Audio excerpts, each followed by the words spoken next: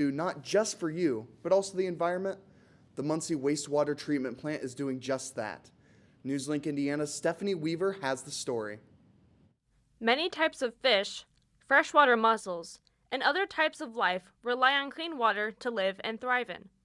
The Muncie wastewater plant not only focuses on filtering clean water, but also tends to the wildlife affected by it.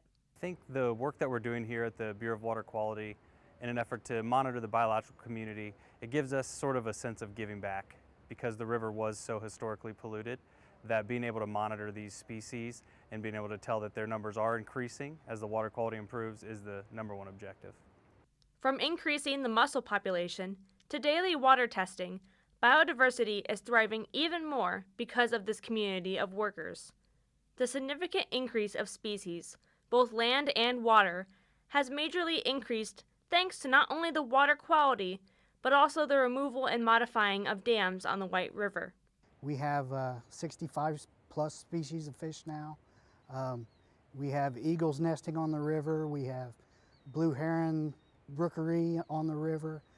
So biodiversity is really increasing from what it used to be.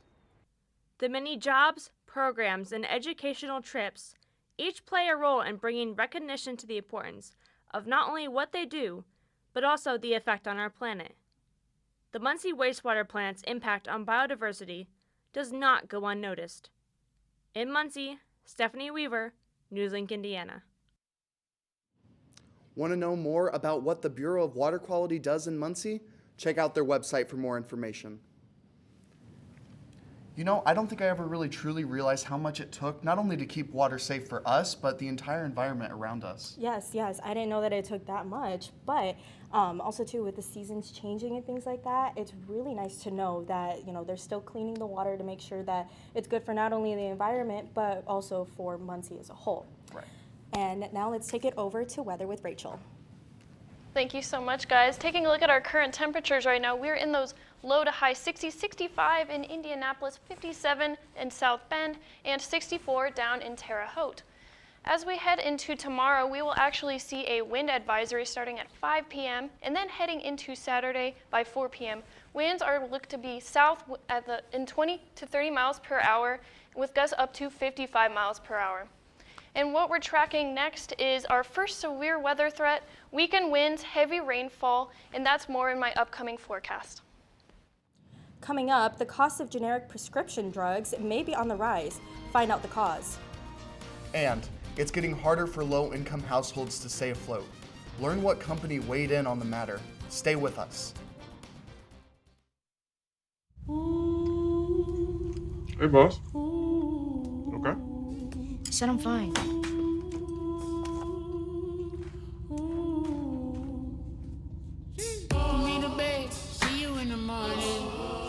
With the frosted Superman, but it wasn't on it. And we lost it. You can talk to me. It's been really, really hard for me.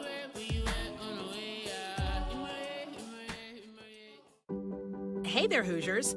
Are you ready to give your child a head start on their future? Indiana 529 savings plans are a simple way to save for their education. Plus, there are some great tax benefits. The best part? It's not just for college. Indiana 529 can be used for tech schools, trade programs, apprenticeships, and more. Start with just $10 a month at myindiana529.com to help them reach their dreams. I've always loved space and football. Growing up, some people told me I had to choose. But here's the deal. You can be great at more than one thing. And getting involved in STEM opens up your world to a universe of opportunities in life. This is my time. Get inspired and get involved today. There are STEM programs and science centers available in your community, so be sure to check out spaceforall.us to learn more and get started. This is my time. There ain't no doubt in my mind. Find your place in space. This is my time. Space for all. Julie was always a voracious reader. She'd carry 2 novels on an airplane because she'd read one on a 3-4 hour ride. And at some point, I began to notice that she would read a page and couldn't remember what she had just read, and she'd have to go back and read it again. I don't remember much these days after I read, but less does for me, and I love it.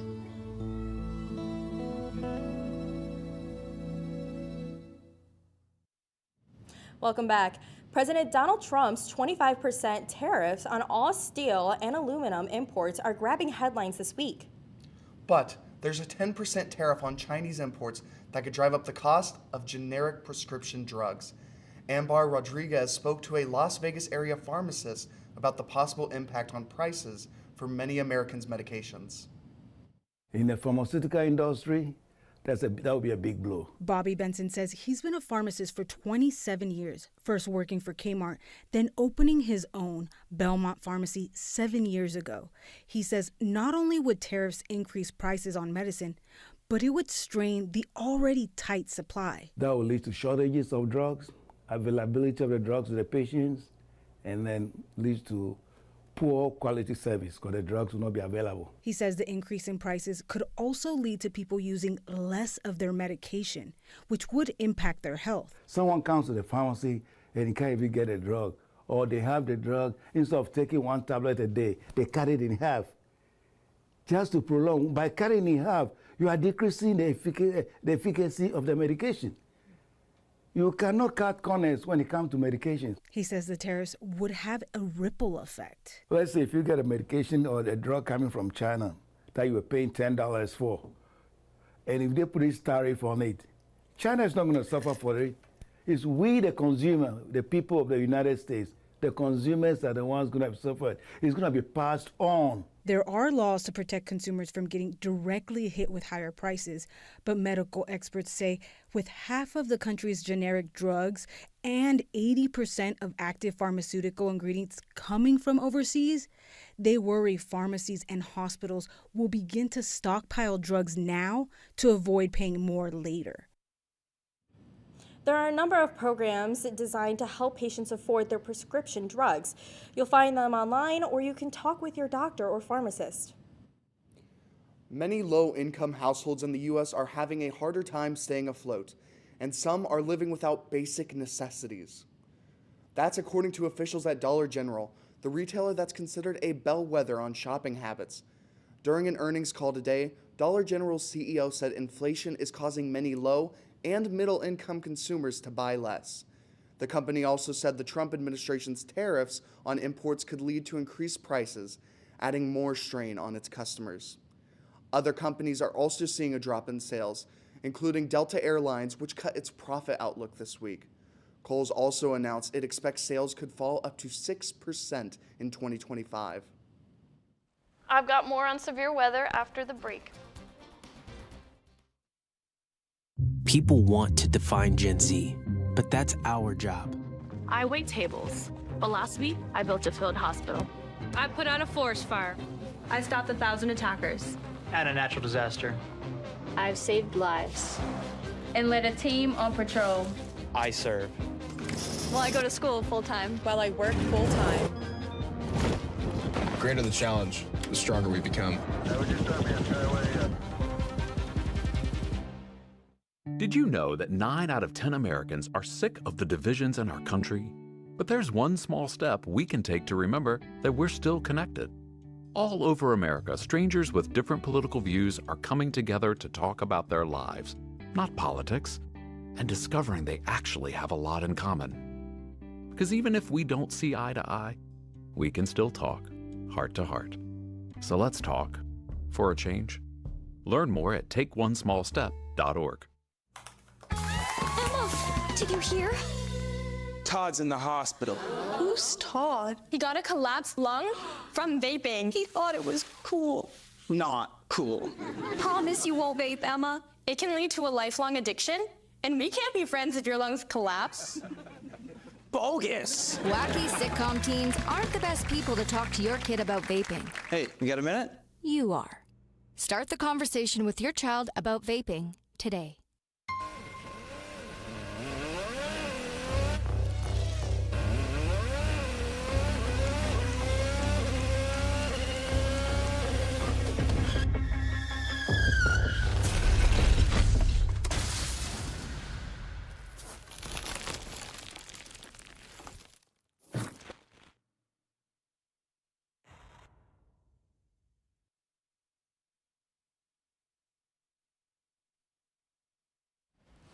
Taking a look at our current temperatures right now, we see we are in those mid to high 60s, low 70s, 65 right now in Indy, 57 in South Bend, 71 down in Evansville.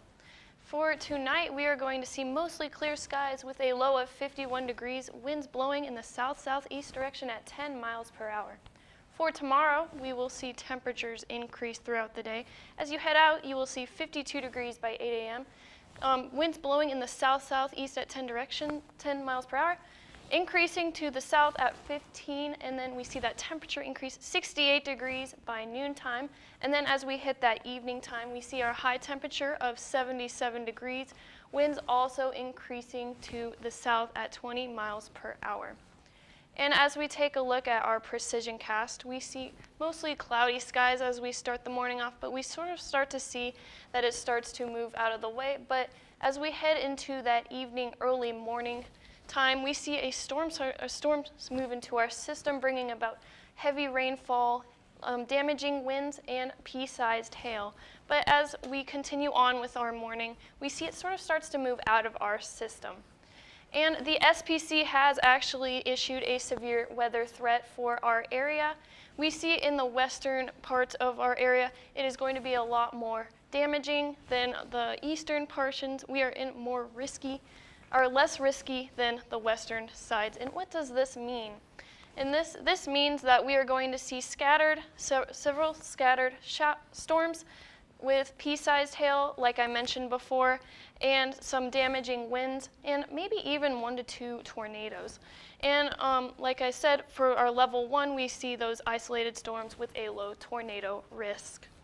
And as those temperatures sort of start to spring up, we see 77 on Friday, like I mentioned earlier, 72 on Saturday, but we see 48 on Sunday, and that is our storm moving out of that is because of the storm that just moved through our system. 55 springing back up to 68 on Tuesday, bringing our average high to 50 degrees.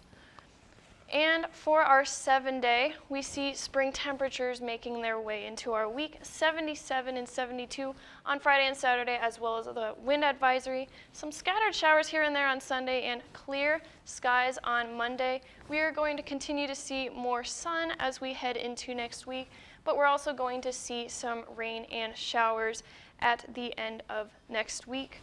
And I don't know about you guys, but I am really excited about warm weather and more springtime temperatures arriving in our area. What do you guys think? I know. Me personally, I love walking around and seeing, the campus is more alive now. Yeah. Which I love to see. How do you feel about it? We just couldn't see the weather stay nice for too long. With that storm coming and then that slight little temperature drop, it's just, we get lucky and then we get unlucky. Yeah, but that's what happens when you live in the Midwest. Yeah. So, unfortunately, but yeah. All right, well, thank you, Rachel. There's a lot more to get on NewsLink Indiana. Jaden Collins has a preview of sports. One Ball State team is off to a hot start, and a restaurant's new invention can change the way you watch the big game. All this and more next in sports. Be right there. Wait. Use the shovel and bucket of water, remember? Drown, stir, drown, feel. Then make sure it's cool. Where'd you learn that? SmokeyBear.com. Brushed up on some tips before we left. Don't want to start a wildfire, right? Only you can prevent wildfires. Students who can read by the end of 3rd grade are 35% more likely to graduate. I'm Dr. Katie Jenner, Indiana Secretary of Education, here to tell you how reading 30 minutes per day can improve the trajectory of a child's life. Whether you're reading with your child or they are reading independently, this is one of the most important things you can do to help them succeed. So this school year, please encourage your child to continue reading. It's a small habit that makes a big difference. Food isn't just fuel to live, it's fuel to grow. My family relied on public assistance to help provide meals for us. These meals fueled my involvement in theater and the arts as a child, which fostered my love for acting. The Feeding America network of food banks helps millions of people put food on the table. When people are fed, futures are nourished. Join the movement to end hunger, and together we can open endless possibilities for people to thrive. Visit feedingamerica.org/actnow. At night, NewsLink Indiana brings you the news before you go to bed. But Friday mornings, you're waking up with Cardinal Weather, bringing you up to speed on the day's top stories. And giving you up-to-the-minute conditions from the Ball State Weather Center. And of course, lots of fun. I gave mine personality. Look, it's got eyebrows. My lucky glove didn't even work. But I also am excited for those fall temperatures. Start your Friday mornings with Cardinal Weather, live on the Cardinal Weather Facebook page. Welcome back to NewsLink Indiana. I'm Jaden Collins with sports. Ball State Baseball's win streak has reached 6 games as they continue their 12-5 start to the regular season. After sweeping the Western Michigan Broncos last week to begin their MAC season strong, head coach Rich Maloney got his 1,000th career win over Purdue-Fort Wayne earlier this week. The Cardinals' dominance started from game 1 as they have outscored their opponents 118-85 through their first 17 games. But for Maloney, having such a tight-knit group has been a key to keeping the Cardinal confidence. You just don't know how that's if a team's gonna really bond or how long it's gonna take for them to bond. Our guys really bonded quickly. I think that's a strength of our team. So I'm encouraged by that. So I think the guys are very confident. They believe in themselves. But it's a grind. It's a 30-game grind in the league. The Cards look to keep this dominance up heading into this weekend as they host the Toledo Rockets. Taking things to the restaurant scene, Buffalo Wild Wings is forever changing how you can watch your favorite team. Kind of. The sports bar and restaurant chain is launching what it calls B-Dubs Vision Goggles. The goggles have 4 arms and 5 mirrors that bend and rotate into various positions and extend in and out, allowing you to catch all the games on multiple screens all at once. The limited edition goggles will be available online for $10 each starting March 17th at 9 a.m. Eastern.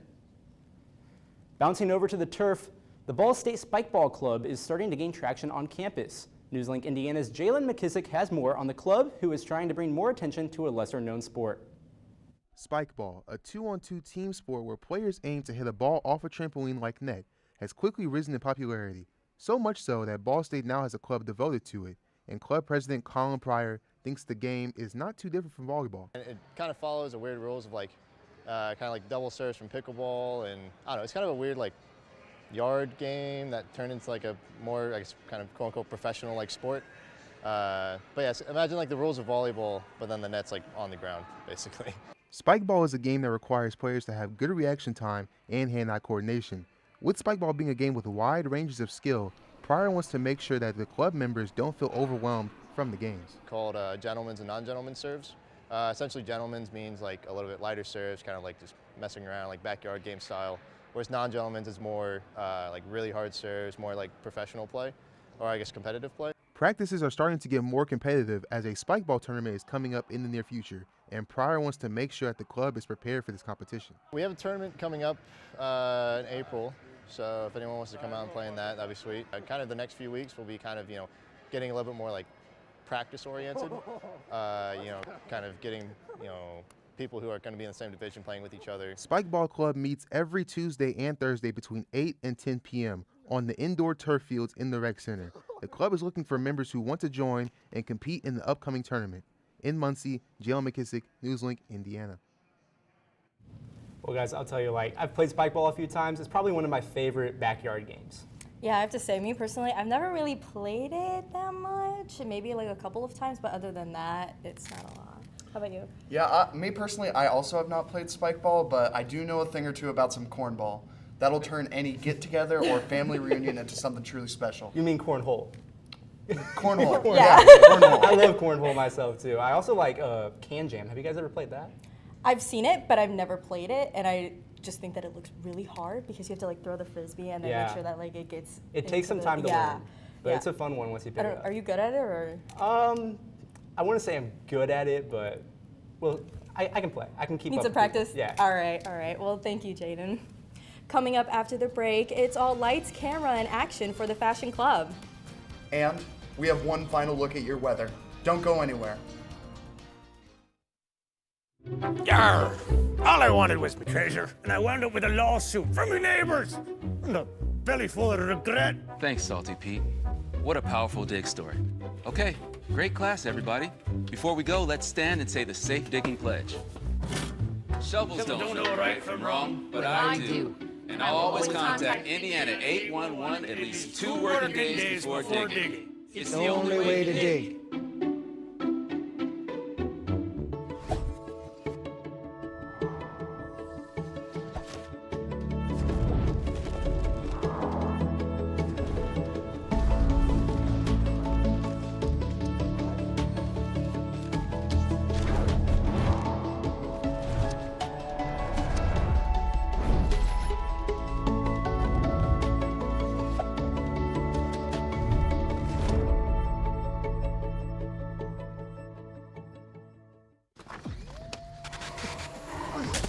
Multiple studies have shown that marijuana can slow both driver reaction and response time, which can be really dangerous. He's here. He's here. Wait. What? I can't drive. Why? My. Oh.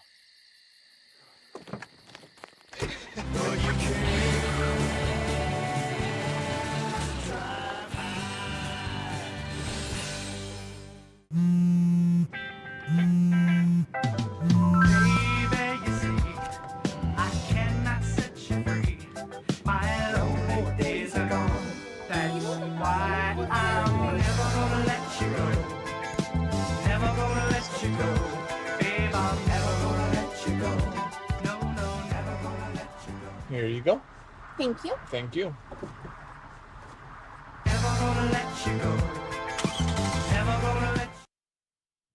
Welcome back.